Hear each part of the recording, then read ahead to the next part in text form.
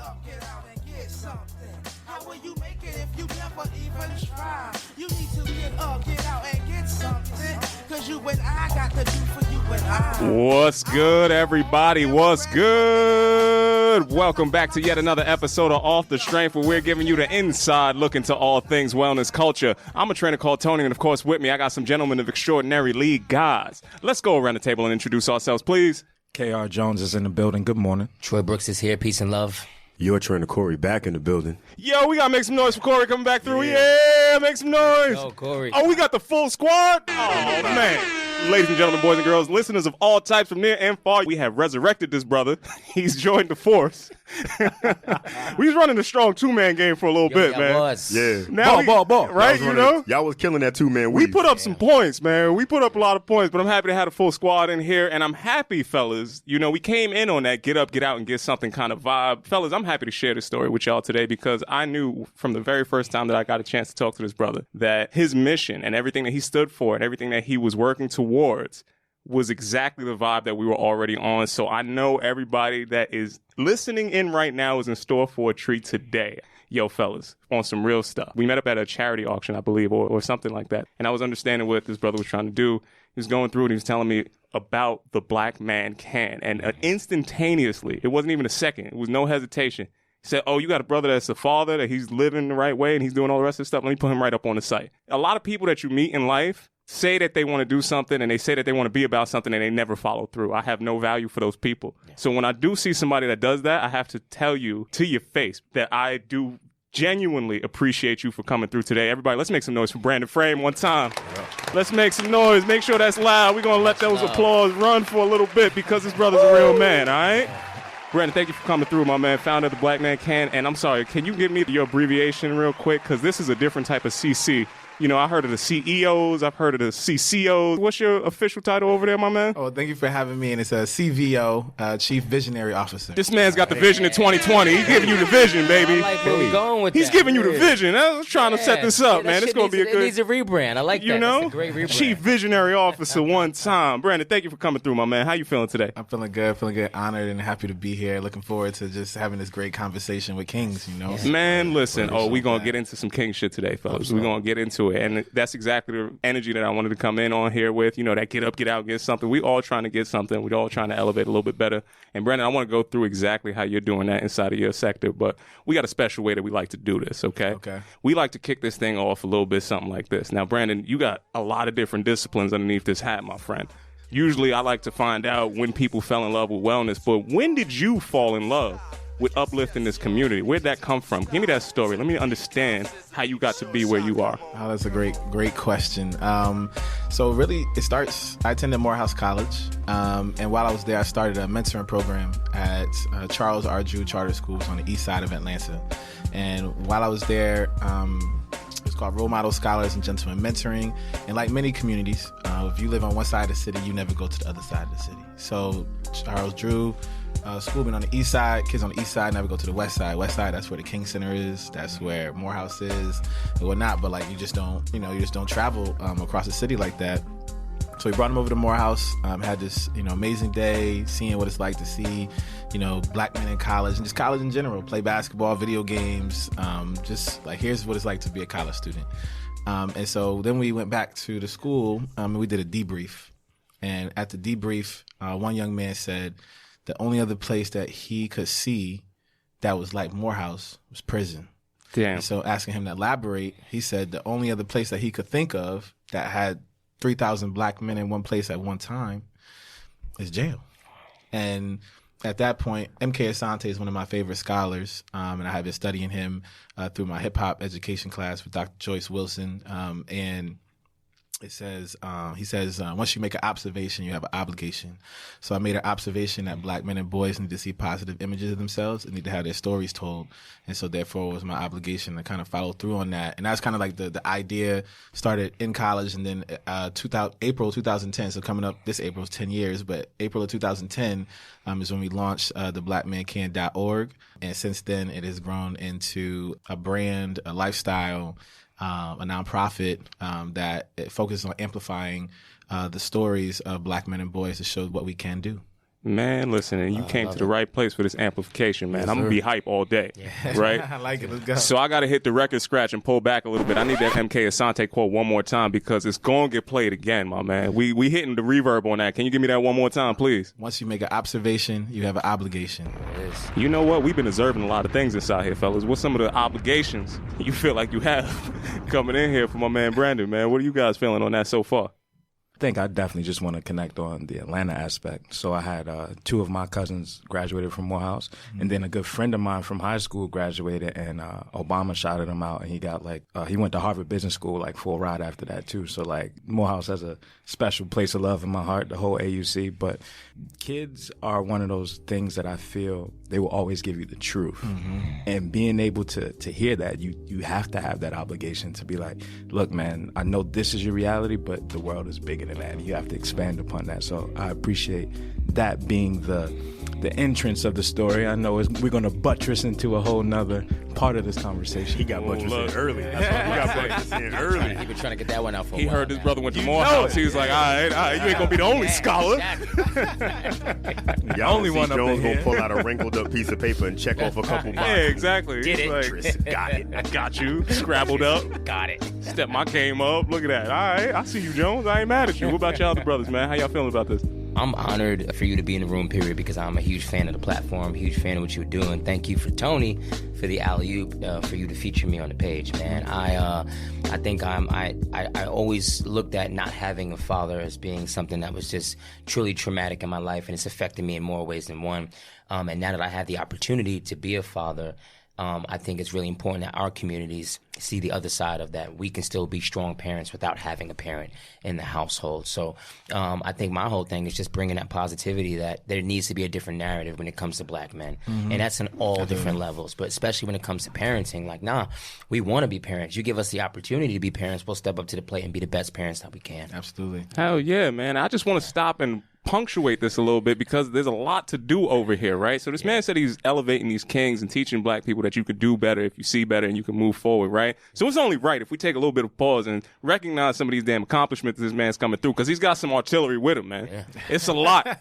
I'm going through this and I'm scrolling. I'm still scrolling, fam. I'm still going through it, you know? Corey, you want to read off some of these for me, Let me man? take a deep breath so I can get all these in at one shot. To say, you know, we might have to play the music in at the end because, I mean, damn. So let's talk. Let's talk CT Music and Fashion Lifetime Achievement Award. BET Next in Class. Black Celebrity given Change Maker of the Year. Say what? Inroads Alumni Spirit Award. Access TV Network Producer of the Year. MIPAD Most Influential People of African Descent. Morehouse College Legacy Award. Brother Online Man of the Year. Morehouse Manhattan Alumni Association MLK Jr. Drum Major Award.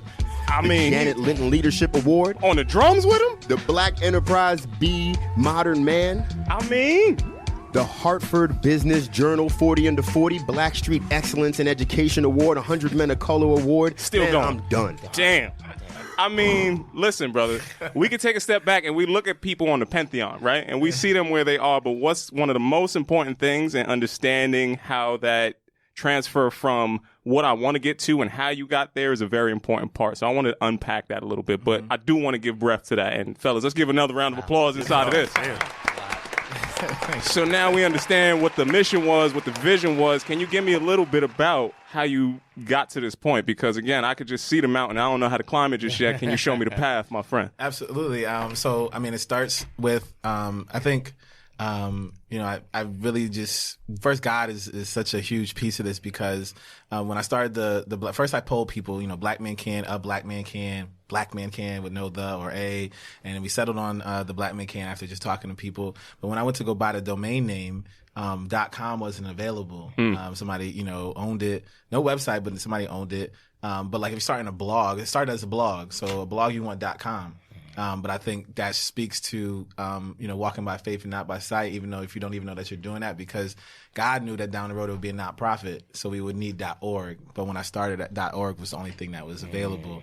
But we started with that, and so for about 3 years, we just blogged. So I would find guys at that time it's Twitter. So I would use Twitter a lot and find guys doing dope things, read a bio, then maybe go see a website and like, oh, this brother's cool. Let me reach out to him, send him some questions, do the interview, then post the article. So we do that. We would reblog positive news stories from anywhere, LA Times, New York Times, Hartford Courant, any local paper, Atlanta Journal-Constitution. Didn't matter the paper. If somehow we caught wind of a positive story, we'd reblog it, give credit to the author and whatnot. And so that's how everything started. And then by 2013, we had featured maybe over 300 men, over the course of like three years. And I said, you know what, these stories, right, with going back to the observation, you have obligation, these stories, boys need to hear these stories. We all of us have a story, and if we were put in front of a room with some young men and shared it, like there's gonna be some young that resonate with when you were their age or what you're doing now. It's like, that's what I want to do. Oh, I can overcome obstacles. So I reached out to guys and said, hey, we're gonna do a conference. At that time, we called it the Black Men Can Institute. We did the first one in Hartford, Connecticut, because I was a school administrator in Connecticut. And we did it. We had like about 80, 90 boys come out. And so that was the launch of the Black Men Can Institute, which is now called the Building a Better Brother Summit. So we did that. Then after that, we launched the Black Men Can Awards. Shout out to Jasmine Crow, who's the CEO of Gooder. She called me. She used to run Black Celebrity Giving, or she still runs Black Celebrity Giving, but her company has like grown tremendously. But she called me. She really called me. She reached out to me through social media and then called me and said, hey, you need to do Black Men Can Awards. I was like, you're right. Trust Black women. Hey, They would like the way. When in doubt. And so we did the Black Men Can Awards, and so that's something that we do. Then we came out with our journal. I'll grab it. It's in my bag over there. I'll grab it. Journal, Define Yourself, Redefine the World, the guided journal for boys, men of color, because we're like, if we're going to do a conference, boys should walk away with a tool. When I was younger, I journaled to work through my own emotions. So I'm journaling right now. So we came out with that, then continue to grow. Then with the summits, we were doing them, and then people were like, man, I want to support you. I want to donate. So I'm like, okay, we gotta make a nonprofit because people want to donate, but they want tax write-off. It's what it is. People do want to just give, and I appreciate that, but we got to be able to give them that tax write-off. So we went through the whole process of doing that. So then we become a nonprofit. People can donate, and we're raising money to continue to do our summits. Black Men Can Awards, we do another event. Daddy does hair too, which is now being named the Black Men Can Do Hair. And so we do that at large-scale events. Hold on for a second. Just give me that a little bit. Stretch that one out. So the Black Man Can Do Hair, that's for fathers and daughters, correct? Yes. Okay, give me a little bit of color on that one. So for us, it's about amplifying the stories. And so we do it at large-scale events, hair shows, and events where, you might have 20, 30,000 people. So we're going to put some dads on the stage with a cosmetologist, and they're going to get instruction on how to do their daughter's hair, whether there's something that they do on a regular basis, or some daughters, or this is the first time they're doing it. And then make it a real fun experience, and have a good time. But really, it's about capturing that content and then putting it out there. And every time we do it, it goes viral. So because people want to see it, but it's also just showcasing our stories. The Instagram, we started that maybe 2016. In terms of actually really what you see now on Instagram was like 2016. And so now we're at, I think, like over 360,000 followers on Instagram, showcasing stories of Black men as fathers, husbands, proposing, entrepreneurship, you name it. Every space we occupy, which is every space that is even possible, we're showcasing those stories. And so that's kind of how we get to here. And again, this coming April, we're going to be celebrating 10 years. And we're still continuing to grow. We just got our trademark.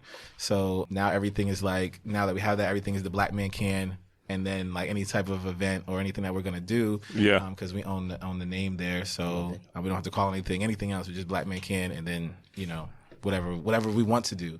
So I'm really excited. And that's just that growth over the 10 years, but it's been because of brothers like you, Black women who support, all the followers. Like, there's nothing without the fact that this is our lives. We're just the platform to showcase that.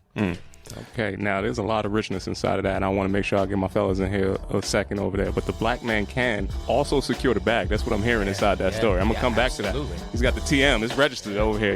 We can make sure this is good, man. Y'all got anything before I jump into that? Yo, I think a lot of people don't get how big of a deal it is to learn how to do your daughter's hair. Like, I raised my little sisters when I was a kid, well, not a kid, but I was in my 20s, and I had never done hair before. And for a while, they were just rocking hats.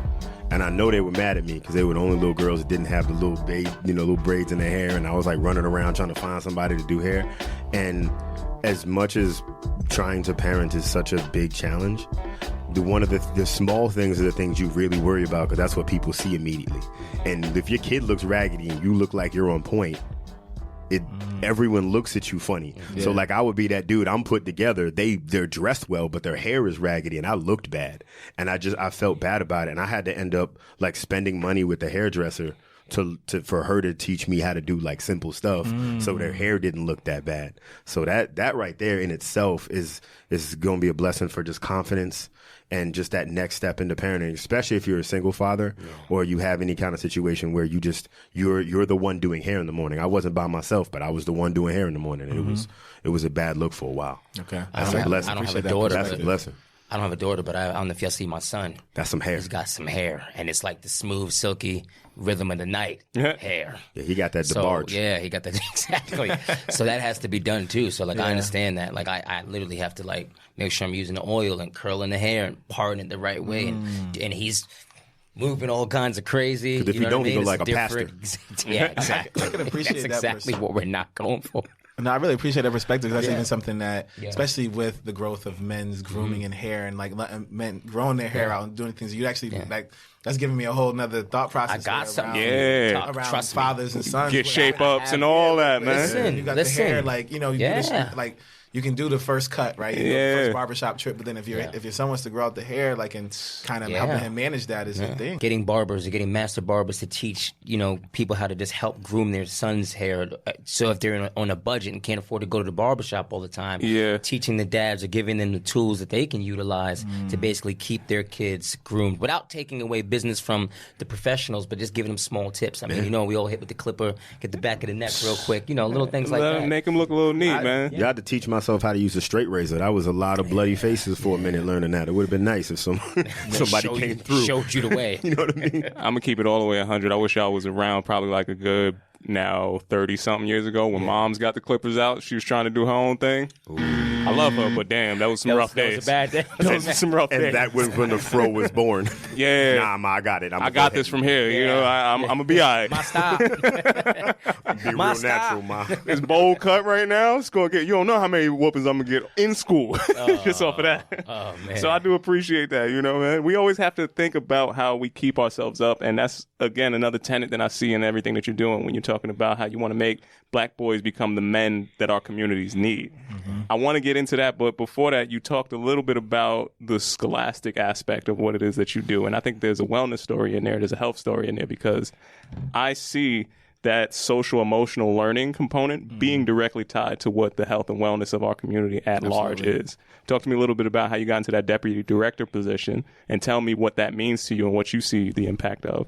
Oh man, so thanks for bringing that up. So, Come on, brother, we here right now. No. So I work at the Urban Assembly. It's a nonprofit here in New York City. We're contracted by the Department of Education to do, we school support organization. So we have 24 schools across New York City, but I specifically work on the social emotional learning team. And so we not only work with schools in New York City, but also across the country.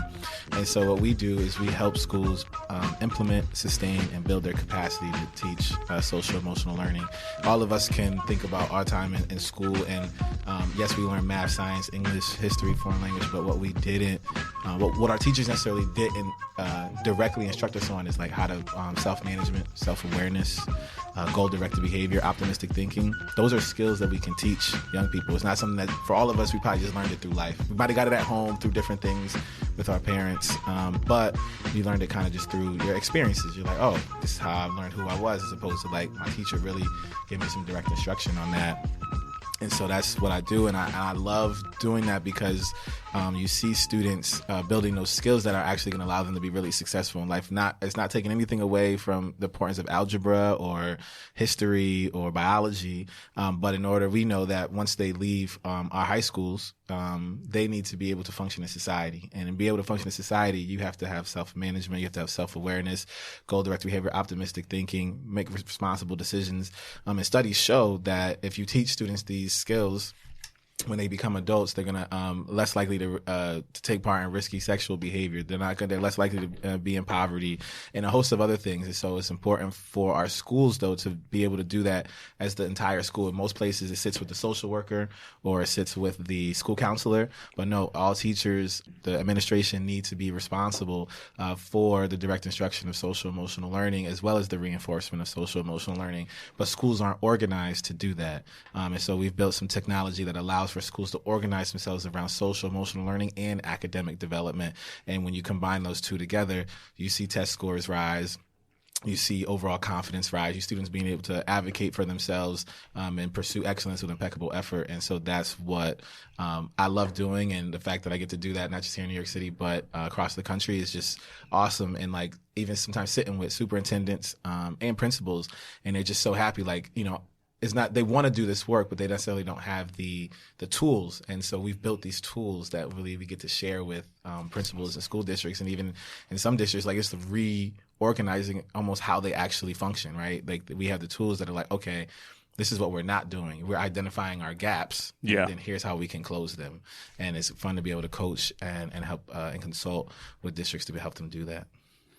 I think one of the things that parents don't get when they see that programs exist and things are involved in their school already, that advocacy is so important because a lot of these programs are poorly funded or can't handle all of the children in your school. So it's a small percentage of kids who actually get access to some of the specialized programs that are there.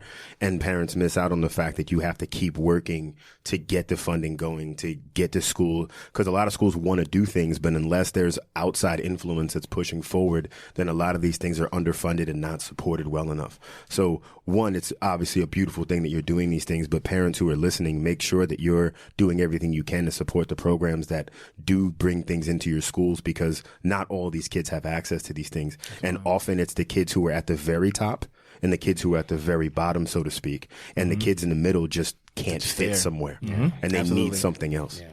Facts. There's lots of parameters put in place when it comes to school systems as far as like what teachers or what administration actually thinks they can do legally without having some liability. So like the thing is, if you don't know, you don't know. So having someone like you creating these things and be like, hey, listen, we can arm you with this because within your parameters, you can teach social emotional intelligence like this without having to be the therapist or the other person that's teaching these things in the school system is also really important. If you don't know, you don't know. So to have someone like you going out and telling people like what they can legally do within their terms is awesome. So my wife's an assistant principal and she does a lot of stuff with social emotional intelligence. And she had to actually do something like this at Yale and speak about color, all the crazy stuff. But yeah, I know a little bit about this stuff. Yeah, absolutely. You know what I mean? I love it. I got to plug y'all. Oh, definitely, yes. She's a principal. Okay. I think about social emotional intelligence as I only learned it outside of the classroom. So in every aspect from elementary school, like going out to recess and playing with my friends, or even in like middle school or like high school, when I would be in the neighborhood and I was outside and I'm playing basketball in the neighborhood, and that's where I gauge like, oh, it's a fight that's about to happen, or like, you know, this is disrespectful, this is not disrespectful. And I think that being able to harness those emotions and channel them into positive energy is a skill that we don't think of as a skill, because most of the times it's just what we know to do. Like we were built to survive and not necessarily to thrive for more. So I think this is just amazing work that's been happening. And it leads to conflict resolution, because you can't really understand how to keep yourself out of a potentially dangerous situation if you don't, one, understand self, and two, understand the emotions of others. So if you don't get how people are acting and why people are making decisions, then regardless of whether or not you know what decision to make, the timing is important, and the implementation of those tools. So everything you're doing is layering an education to keep boys out of problems. Absolutely. And I think that's the most important thing, especially for us. And I know when I was a boy, I was always trying to find problems because I didn't have good sense. So it would have been really helpful if somebody would have said, hey, maybe you don't need to do that, because I didn't learn until way later. Yeah. Question for you personally. Was college and education always an option for you, or did you discover it later on? That's great. I mean, there's so many stories to tell with all the questions and all the content that we're talking about. It was always, I grew up, you know, my mom basically was like, you know, you got to go to college, right? But she always preached it. She always said, you know, you're going to go. It wasn't really like I'm not going to go. She always talked about it. At 50, my mom got her bachelor's degree. So she had me at 20, and then, she joined the workforce, and she had kids. I have 2 brothers and 2 sisters. And then after she's raised everybody, she went back and got her. She finished Shout out to mom. Her degree. Yeah, shout out to my mom, Angela Frame.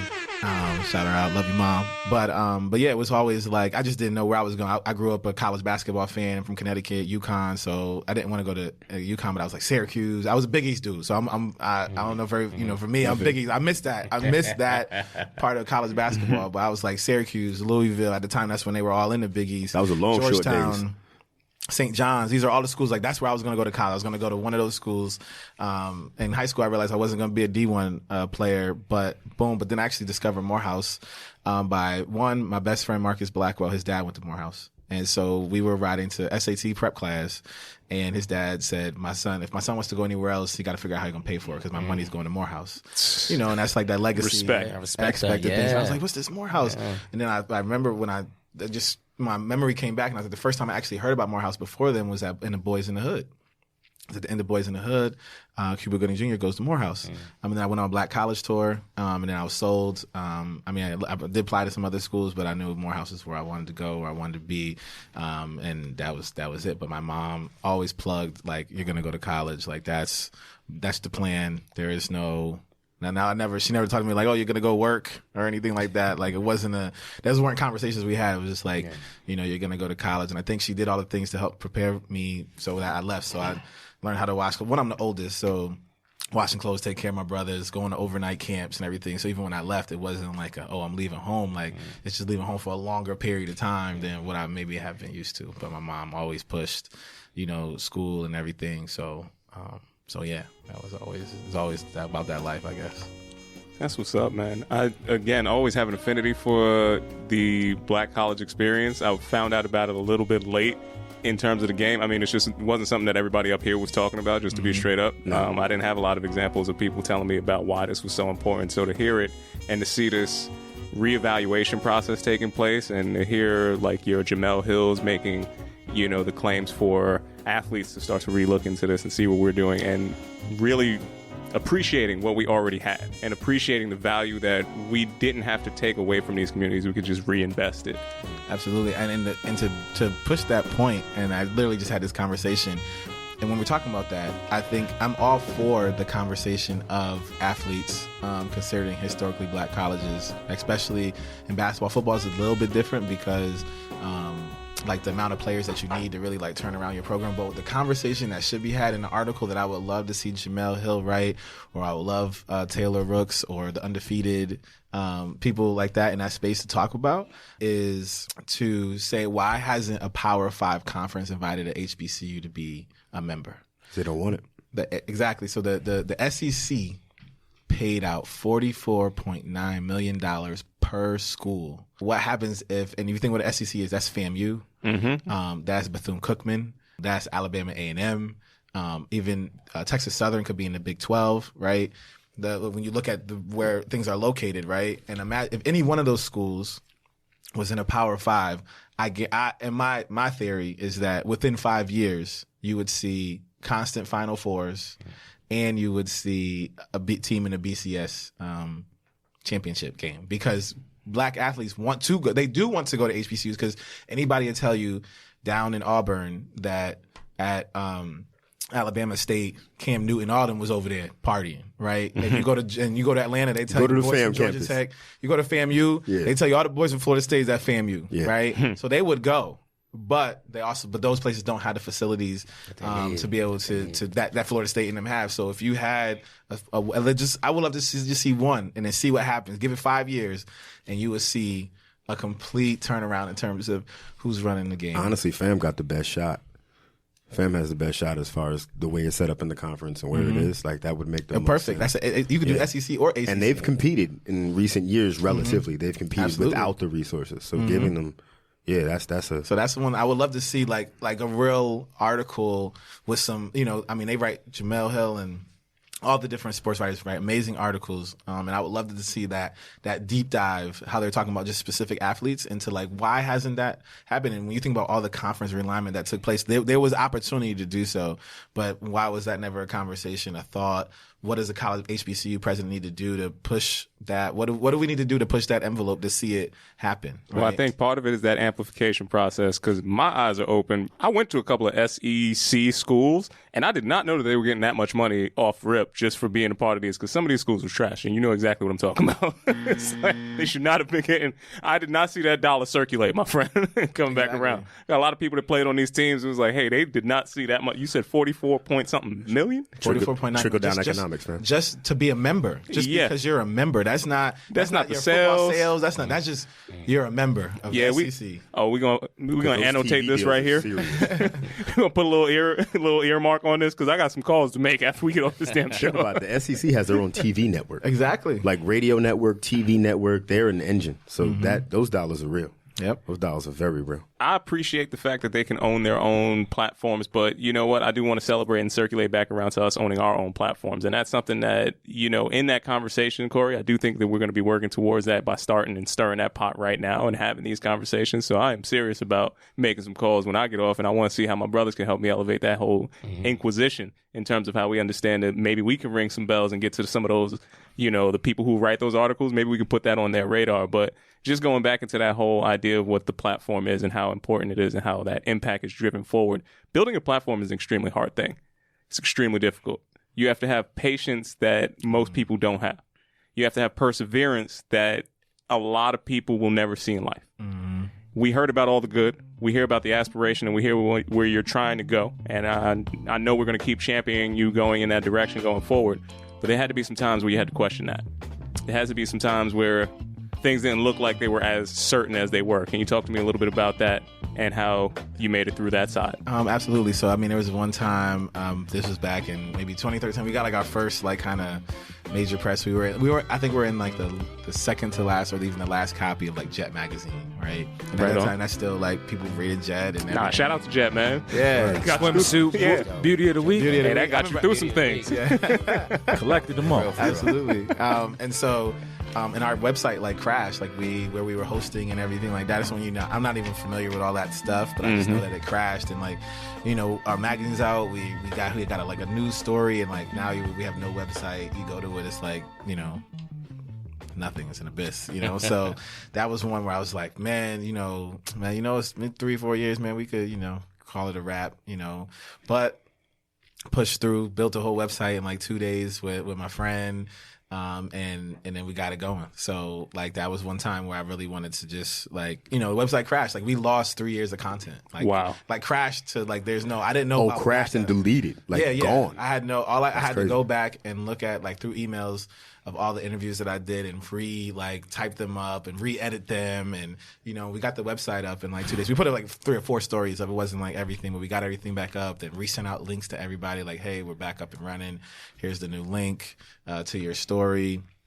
So that was the time where I just wanted to quit because we lost everything.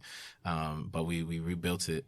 So that was a time where I definitely was just going to like call it a wraps. I think other than that, I think a lot of stuff and what we're trying to move to now is not necessarily spending all my own money to do things.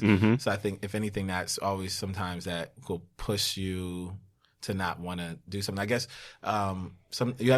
you have to wonder if you're passionate enough about something that you're okay with hating it. Yeah. Right. Go into that. If because once you really go over the hump and you really try to push it forward, you're gonna see all the work, all the little things that it takes to keep something going, and all the money that it takes, and then you're like, oh, people are all about, you know, secure the bag, monetize, and everything like that, which are definitely important things. But like, when you do that with something that you're passionate about, the question is like, are you okay with hating it? Because that can eventually happen because you're trying to figure out where the dollars are going to come from and whatnot. So I think for me, I really just try to create it where it's sustainable. So it's sustainable at this point now. But there were times where like, man, I spent a lot of money. Like I remember doing one event and I probably lost like $3,000 or $4,000 on that event. It was still sold out, but like you just learning the metrics of things and how much things cost. Like, okay, well, it was sold out, but I basically didn't charge enough money for it to come. But then I probably couldn't have charged more. People wouldn't have come. Right. So then maybe I ordered too much food. You know, like all those things I think are what will then cause you like, man, this ain't it.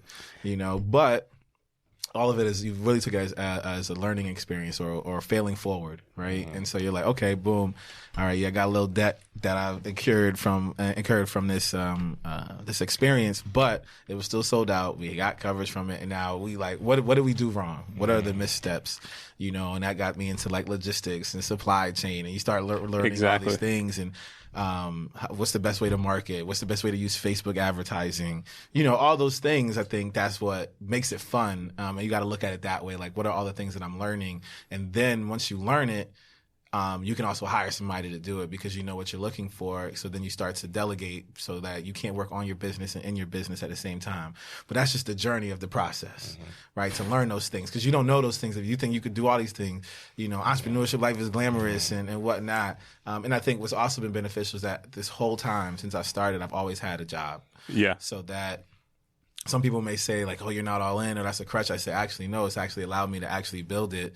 And over time, right? It's not something like I'm trying to pay the rent. I'm trying to pay the bills using this. No, I've really had the time to learn everything and see things. And that's been one of the most beneficial things is to always have a job while have a 9 to 5 and then I go do my 5 to 9. And I actually want to see that as a panel. Most panels are like either somebody is a panel with a bunch of career people who are really amazing at what they do, or as a panel of all entrepreneurs. But I think there's a lot of people who are the 9 to 5 and the 5 to 9, and you can have be successful in both and manage both, and still do all the other things you want to do with your life. Well, that's why it was important to ask that question, right? Because one, I feel like you're reading my soul right now in terms of finding something that you really do love and are passionate about, and it testing you every single chance it gets. Because it goes from I put this show right here, right now, as it exists today. It's something that started off as a passion project.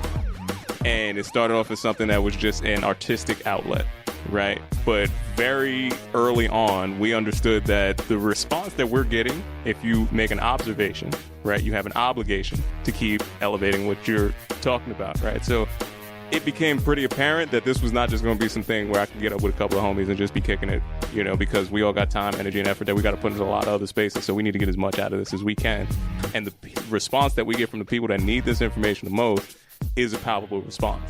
So now it has to change. It has to transition. It can't just be the thing that we love to do. It's got to be, well, this thing needs to work, and it needs to work in a certain amount of time, and it has to work to be scalable, and it has to be able to have that impact that you're talking about. And there's going to be peaks, valleys, and everything that's in between. Yeah. A lot of people don't talk about their failures. Mm-hmm. And I think that that's honestly robbery of what everybody that we're trying to educate along the way. If you're not secure enough to talk about where you messed up, where you dropped off, and what didn't happen, like I see a lot of entrepreneurs out here that can tell you all their glory stories, just like you're talking about.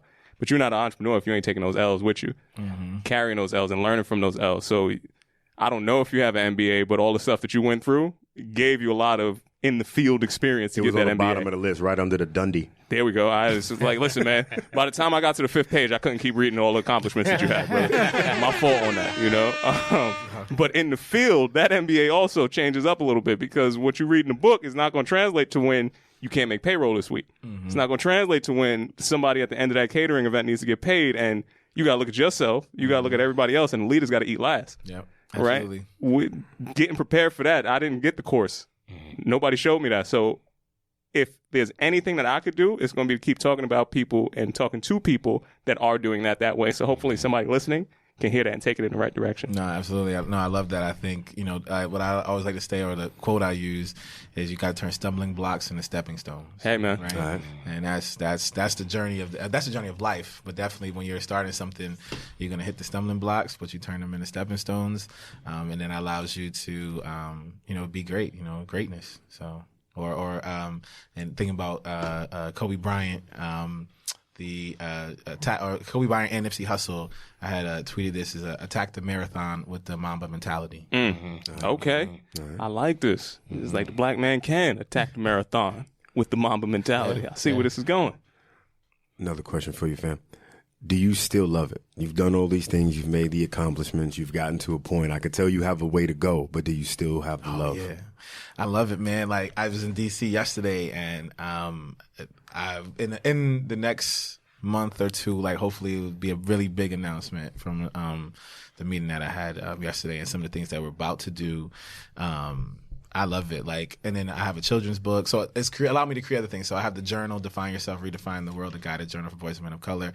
I have my children's book, My First Tie, which stems from this work. And so now, like, I get to go around the country and go visit schools and read to little kids, right? And then I bring ties. Great. Teach them how to tell First and second grade, you can't have, I don't have a bad day ever just because running an Instagram page, I get positive stories from people every day, whether it's a fatherhood, a proposal, whatever.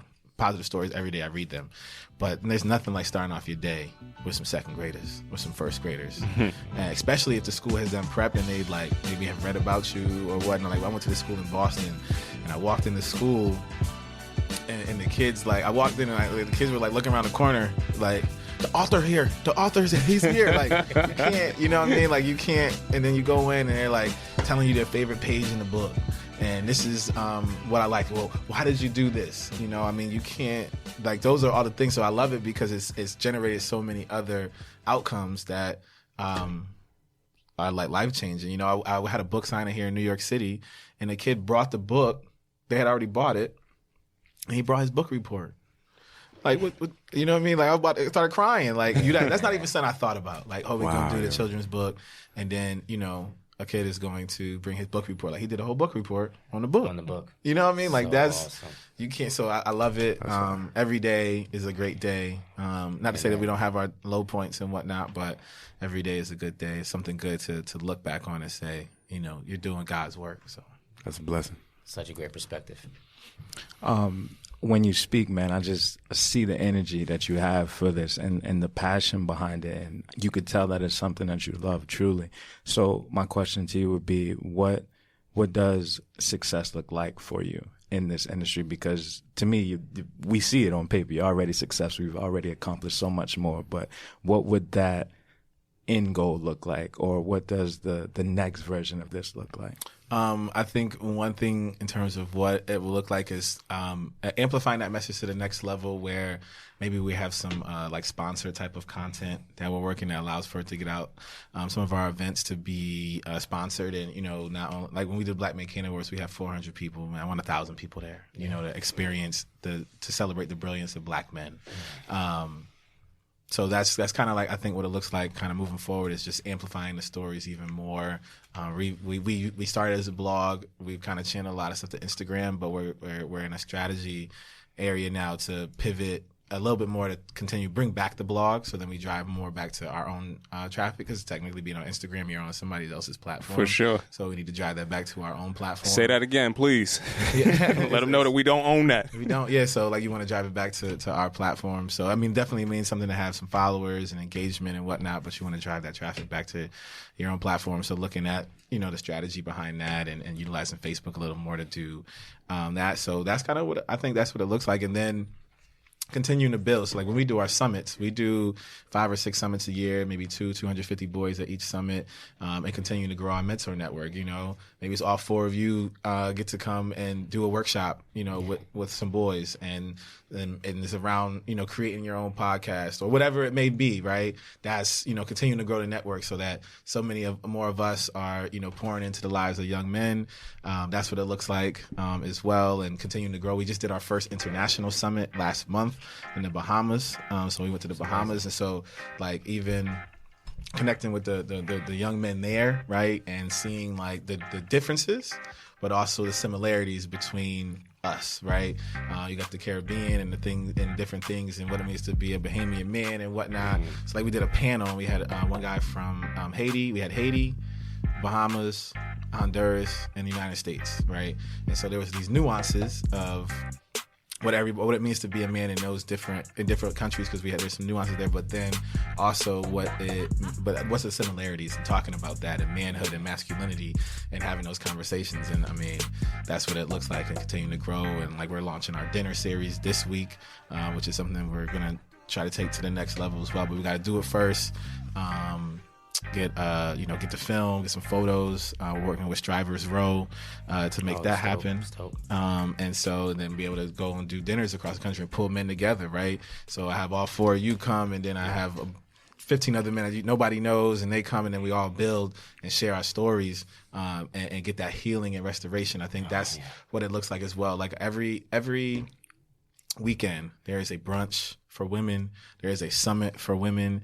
There is something that they can go to get healed, to get restored, to build sisterhood. And I always ask, where do you send your brother? Where do you send your uncle? Where do you send your husband? Where do you send your boyfriend to get that same thing? Because he needs it. Yeah. You know he needs it, right? He needs that space. Not just going to the bar to watch the game. Or the barbershop. Or the barbershop. But like, what's the space he can get what he really needs, the tools that he needs so he can be better for you, for himself, for the kids, and for the society as a whole. And so that also what it looks like to be able to create more of those spaces for us. And I think that's part of the growth of the Black Man Can, because I'm 32 now. When I started the Black Man Can, I was 22 or 23. So I looked at things differently. Like things that we did, we want to continue to do those. But as I grow, we get more into fatherhood. I don't have any children yet, but I know that I will. I'm not married yet, but I know that I will. So like getting into those spaces and creating those spaces for men, because all my friends are there and I see the conversations that we're having. So creating those spaces is also really important as we move forward. I have a question for you. Shout out to Honduras, by the way. I'm from a Honduran family. When did those things become things that became important to you? Being that you're not a married man, being that you're not a father, where did that aspiration come from? Did you come from like a dual parent household, or was it just seeing that love around you? And then I also have, it's like a two-part question.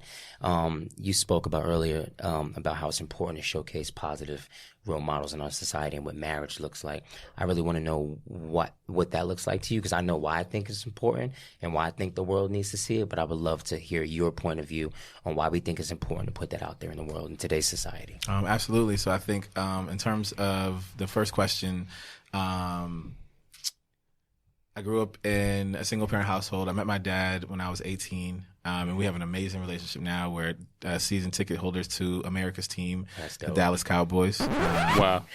We're gonna let that slide. We're gonna let that one go. We're gonna let that one go. We heard that. I was like, my brother was so positive right up until there, man. It's always a source of contention. Doing okay. You was doing all right, man. We liked you, fam. Man, I was already at the summit. I was like, yo, I'm gonna go out there and teach these youth, man. I'm gonna see how they gonna do this. See if When you the can get man back said some money.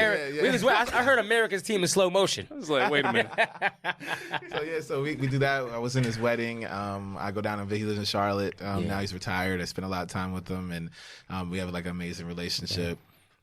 But it really stems from more so seeing my friends, right? So like seeing my friends be married and have kids, like I've really come to see that like marrying your best friend is a whole vibe, right? It's like that's what's up. You know, like I have a friend and the friends are buying houses and stuff, and somebody to do life with.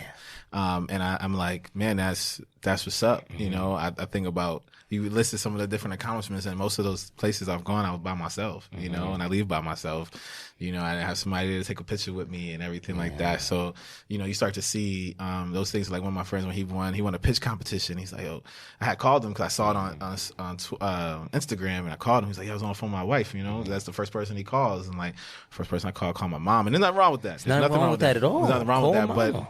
But I know how much it meant to him to be able to call your wife as the first one and be like, yeah, we just won $75,000. Yeah, you know what I mean? yeah, Like, you know, for the company, you know what I mean? So I think that I see like why I just see the joy that comes from he who findeth a wife findeth favor in the Lord, right? And so when you look at, I see what that favor looks like. It comes in the form of kids. That's one way.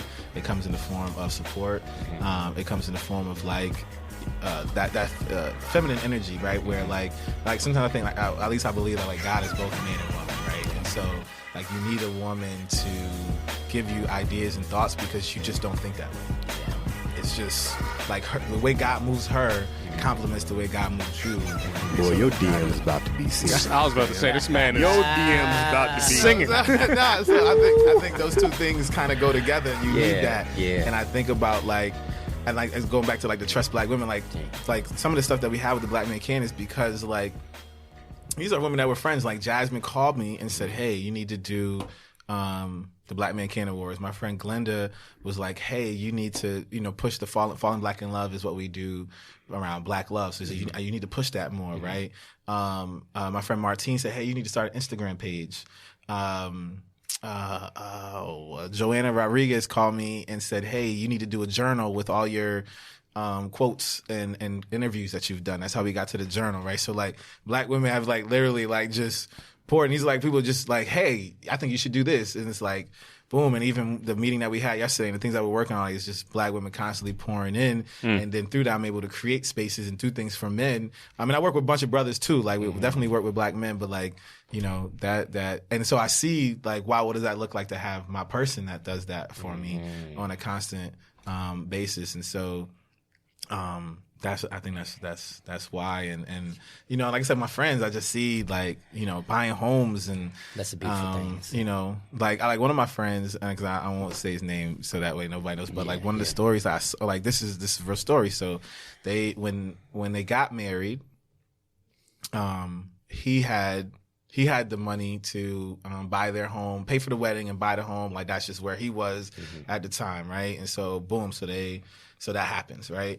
And so then fast forward, you know, now they have a child, they've been married several years. And so it's like, all right, like once you have, when you have a smaller condo, once you have a kid, it gets really small, really fast. Right. And so, so babies start walking, everything. So I was like, oh, there's not enough space. Right. You got to start moving stuff so the baby can walk and do all that stuff. So now flip side, they're like, okay, we want to move into a new home, big home, 5-bedroom. But now she pays for it because in terms of where they are financially, that is helpful for, you know, her to do it. And I was like, that's marriage. Yep. That's that. I didn't like. I'm like, that's what partnership is. It is. Like that's what it is. Nobody has to feel a certain way or like as a man, you like, you know what I mean? It's like, no, like that's why two people come together. That's why you have dual income. It's a partnership. That's why you partner and you find a person to do life with, because that's the ebb and flow of life. And that's why you know, and I'm like, man, like, that's a whole vibe. Like just when he's telling me, I'm like, man, it's dope. That's what's up. It's dope. That's dope. Like, you know what I mean? Like that's the stories that, and then for the Black Men Can't, those are the type of stories you have to tell. Yeah. Like I love posting those stories of when two people are in front of their home and they got their sold sign, and I post those pictures, or two people who had $150,000 in debt and they paid it off over 3 years. Like those stories, because that is what partnership is, to be able to do that. So. Word up. We need a seminar, not just for the children. I think we need to have a seminar for visioneering as far as for men who aspire to have those things and framing the idea of what the framework from the ground looks like. So you getting you together, so to speak, in a way where you feel like you can bring these things into your world, but then also understanding like, brother, you ain't got to have $1 million. You ain't got to have the bag secured the way that man might have had it secured for him to make those steps. He was just in a position to make those steps. But if your heart is in the right place and you have a strong woman by your side, you could also get it together. Absolutely. Right? So I could bring what it is I have. You bring what it is you have. You might be stronger at one point. I might be stronger at one point. But the team collective, we come together cohesively to build this thing together. It takes a team. Yep. Maybe a lot of brothers don't have the mindset to see that. They feel like they got to have it all together, so they're blocking themselves. They're in their own way because they're just chasing the bag, and they might have that good woman right there, but they just feel like they're not sufficient enough at where they are and what it is they bring to the table. I know, absolutely. I think the big thing, and I've had that conversation and even the realization for myself, is like all you have to do as a man is get to the place of self-sufficiency. Self-sufficiency means you can pay your bills and you can do fun stuff that you want to do, whether that's brunch, trap, whatever it is what you do. Yeah. If you can pay your bills and do fun stuff, you have discretionary income to do that, right? And you're like at a good place. The idea should be to find another self-sufficient woman to then build with, right? But also we come from a generation thinking about our grandparents as well as our maybe even our fathers, was like the idea of being like this provider and like I gotta have it all together. Like that's what we thought it was, even though they were in the same positions. But like, no, it's not that. It's about building and having that conversation is what we need to do, because it's about building and not necessarily having it all together. Like people say, I want to have my ducks in a row, but when's the last time you've seen ducks in a row? Man? Yeah, man. Have you ever seen ducks walk in a row? You know, they don't last long that way. They don't. Real easy to shoot. They don't at all. Ducks in a row, real easy to cap. It's crazy, man. But there is, now, just to add some color to that as well, because there is a lot that I think we do inherit in terms of what ideas about the patriarchy comes into play, right? Mm-hmm. And I could just speak from my perspective. I remember when IQ was evaluated way higher than EQ. And to the detriment of me, because I understand now, we talked about unlearning a lot of that stuff coming into play going forward. It's not just the men's side that needs to do some unlearning, because a lot of that patriarchal stuff is also upheld by a lot of women. Yes, so it's not just the guys saying that, hey, we need to have everything in a row. I've heard on the opposite side, hey, listen, you need to have X, Y, and Z. You need to have this. You need to have that. You need to have that. Like, I've seen the list. I've heard those lists come about. So I can't just say, I didn't want to just put it on the brothers out there that's thinking like that Yeah, because it's yeah. being reinforced somewhere else. Yeah. You know, and I do think that you talked about that visioneering Yeah.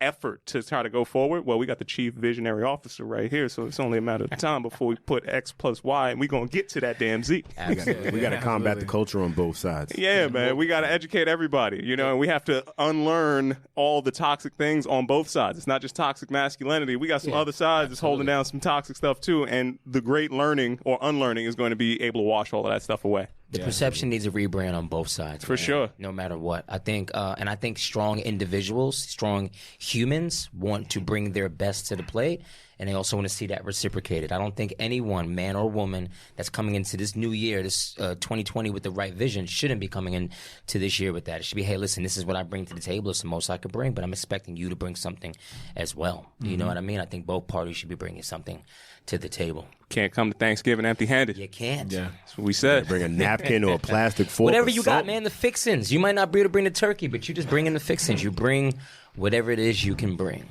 you know? We like to wrap the show with a off the strength question. So you've laid out a lot, man. I've been sitting here soaking it all in. I think we all gonna leave feeling a little kingly as we get out of here. Right? Raise these kings, homie. For sure. What's something that you could give our listeners as advice or a gem off the strength to get to the next level, to get that black man can motivation, even if they're not a black man, but how can they feel that feel? Absolutely. I'm gonna give a few things. One, I'm trying to do this in so it comes full circle. So, a righteous man's steps are ordered by the Lord. So if you hold on to that, that means that you walk by faith and not by sight, because your steps are ordered. So you have to walk by faith. That means that you know that God. The fact that we're all sitting here right now, that's already planned. That was like 5 years ago. Yeah. God knew like 30 years ago, whatever, that we was going to be here, right? So we have to trust that. So walk by faith and not by sight. Then we know that faith without work is dead, right? So if you walk by faith and not by sight, you know that whatever the goals or the dreams in those steps that are ordered, as long as you put in the work it's not about necessarily planning. Like, here's my 10-year plan. I'm going to do this. It's just the overarching, maybe high-level plan, but you got to put the work in, because like, you don't know what opportunities are going to come your way, right? Because your steps are already ordered, but you don't know opportunities way. But if you're doing the work, good things are going to come. Yep. Some stuff you can't even, like, man, we all can think about, man, I just came out of nowhere. I didn't even think about that. And why that's important, all that goes to every man and woman was put on this earth to do something unique and something distinctive. If he or she does not do it, it will never be done. So when you do all these things, just know that, the reason why that is because ideas are spiritual children seated by God inside of us, and He gives us the tools and places the people around us so that we can manifest those dreams into reality. And so if you follow that like as a circle, right, that's like the whole right there. So that would be like the off the strength. Right there, like that's, for me, that's like a guiding principle, for my life, principles for my life, but it goes circular like that. And when I follow it like that, and that's what I hold on to, maybe if I get notions of being depressed, if anxiety sets in, I just remember that, listen, my steps are ordered. Walk by faith, continue to walk by faith and not by sight. Just continue to do the work, because as long as I keep the faith, I praise His name, I say thank you, it's gonna happen, right? And because and whatever I do, all the things that we talked about, all the things that you all want to do, those are ideas that are seated inside of you by God. He wants you to do those things because every man and woman was put on this earth to do something unique. And some of these things, if you done, it would never be done. So that's what I got. Love it. I love it. I love it. I love it. I got nothing to say. High fives. Let's sit here in this build for a little bit. Off the strength. Man. Man, you could date my sister. Here we go. That's how you giving it up? Kiana, text me later. That's how we giving it up. You can't be mad at that, right? You just got to take it how it is, All right, so we got to let people know how they can slide in these DMs appropriately, where they can find you, where they can catch you. Please do share how we can keep up with the story, how we can keep pushing this legacy forward. Yes, definitely. TheBlackManCan.org is the nonprofit side of the website. www.theblackmancan.com is the digital media amplifying the stories of black men and boys. We have a store, so we got some shirts and mugs in there. We're going to continue to add some more SKUs over time. Instagram, Twitter, and Facebook is The Black Man Can, so you can contact us anyway, whether it's sending photos, you want to volunteer, whatever, you can do it through the website, or you can do it through The Black Man Can on all social media platforms. So yeah, that's how we can. That's what's up. You can give them the personal, man, if you want. If you're open for applications, just saying. Brandon Frame, is my Instagram name, Twitter name, and same thing, Facebook. So try to keep it simple. I learned early on, you don't want to have all the different names and everything. Like keep it, just consistency. Believer in that, man. Yeah, consistency in that branding and that marketing, but man, I appreciate every single aspect of that, and I'm walking out of this room feeling pretty fulfilled. How y'all fellas feeling on that? Blessed. Hey. Exquisite. There we go. I got like 20 or 30 things that we align on that we can just take to the next level. Awesome. I want to be involved. I want to play my role, but help you continue to build this thing because I think we align in many different ways. And I don't come with the forks. All right. I'm bringing the turkey. Okay.